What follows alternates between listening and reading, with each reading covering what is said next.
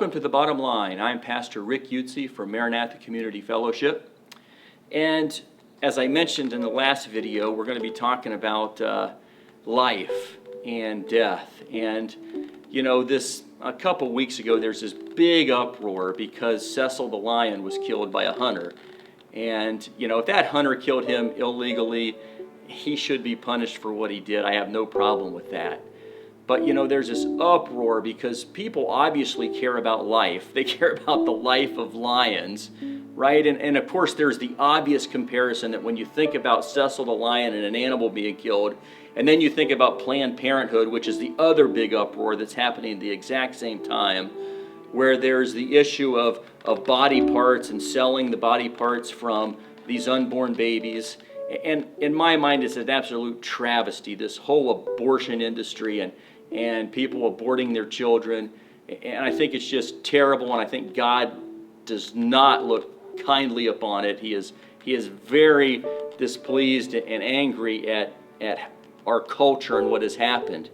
And I'm not here to even compare the two, because you can always find one travesty that's worse than another in people's minds. But it just goes to show that there is a lot of uproar about life these days and about death these days. But what is true life and what is death? Are we as Christians as pro-life as we think we are?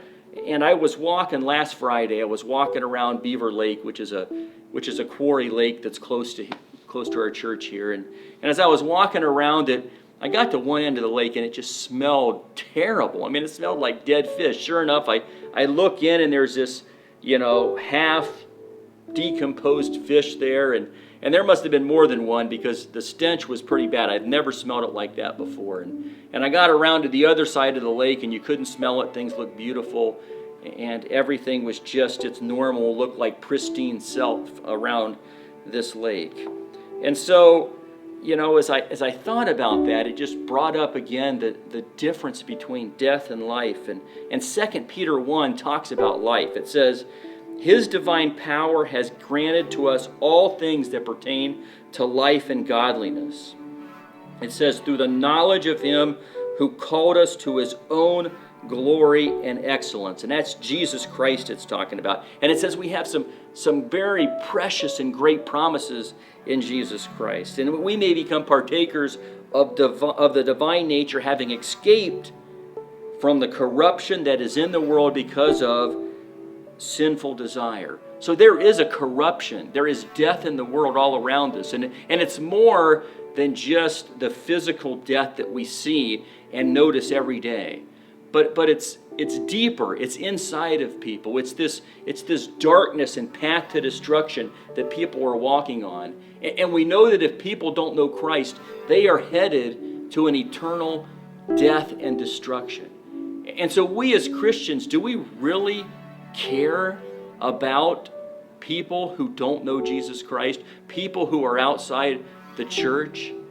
And if we did, I think it would make a difference in our life, and it would allow us, as we talked last time, to share that light that Jesus told us we are to share with those around us. It goes on then in 2 Peter 1, verse 5, it says, because we have this divine nature, we're to have certain qualities that we're supposed to add to our lives. And those qualities are faith and virtue and knowledge and self-control and steadfastness and godliness and brotherly affection and love. And he's almost saying you take each one of these and you link them together. It's like this strong link that you have in your life as these qualities are increasing in us. And it goes on to say that if we have if we practice these qualities, then we'll never fall.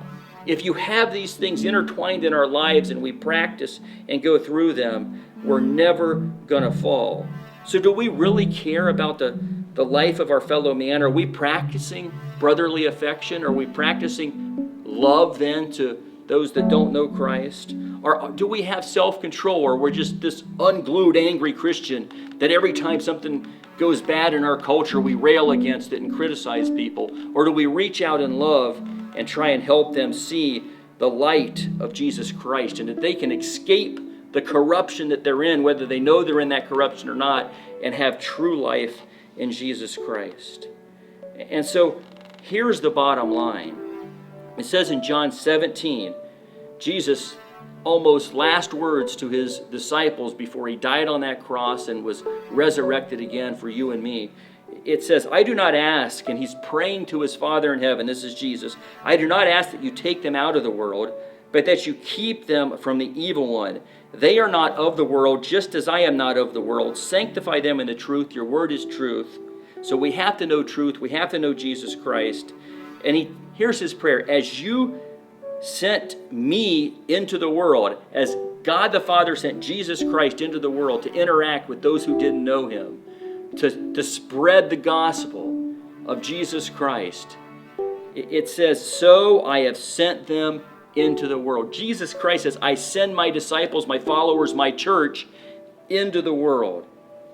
And so as I was walking around that lake, I wanted to kind of like escape the smell and the stench of death and go to the other side of the lake. And I'm wondering, do we as a church, do we as Christians, do we want to run from the mission field and fear the mission field that God has sent us into? Do we want to just live in our heaven-like communities within the walls of a church?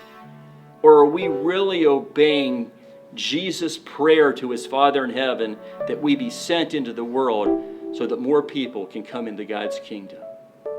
Thank you for watching, and I'll see you next time on The Bottom Line.